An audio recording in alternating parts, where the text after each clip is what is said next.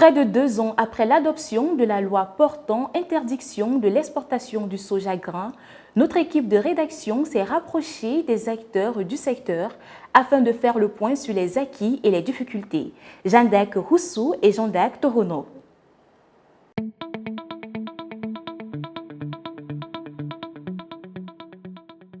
Le soja fait partie des principales légumineuses cultivées au Bénin. Pendant plusieurs années, la commercialisation était relativement libre. En octobre 2022, un décret a été signé avec une entrée en vigueur effective le 1er avril 2024, portant interdiction de l'exportation du soja grain. À compter de cette date, l'exportation brute du soja a été suspendue afin de privilégier l'approvisionnement des usines locales. Cette mesure a permis de mobiliser au profit des industriels la matière première nécessaire pour travailler en plein régime. De cette décision à la date d'aujourd'hui, nous avons 15 usines sur le plan national avec une capacité de consommation allant jusqu'à 500 000 tonnes.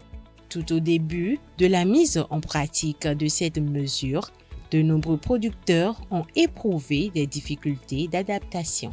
Je peux dire que les producteurs vivent très mal cette décision. La majorité d'entre eux se plaignent de ne pas pouvoir vendre leurs produits à un prix convenable, capable de couvrir les charges engagées. Beaucoup ont été contraints de vendre leur soja au prix fixé par l'acheteur ou à travers la coopérative selon les conditions établies. Même lorsque les prix ne répondaient pas à leurs attentes.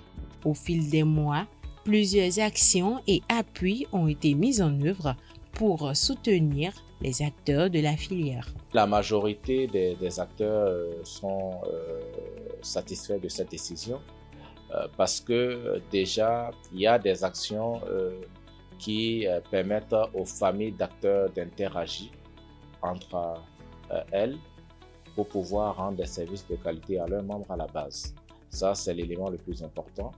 L'autre chose, il y a des accords avant la production où les industriels donnent un certain appui aux producteurs pour pouvoir mobiliser les facteurs de production afin de faire face à la production. Près de 2 ans après l'adoption du décret, les premiers constats font état d'avancées jugées salutaires pour la filière. Comme avantage, nous avons déjà l'emploi des jeunes parce que les usines embauchent des milliers de Béninois et créent de la richesse pour le pays.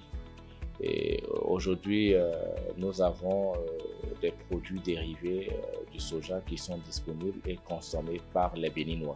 Pour assurer le respect des nouvelles dispositions, des sanctions sont prévues à l'encontre des acteurs qui ne s'y conformeraient pas. Les autres acteurs qui s'adonnent à cette filière, qui font la sortie frauduleuse, les tests sont clairs.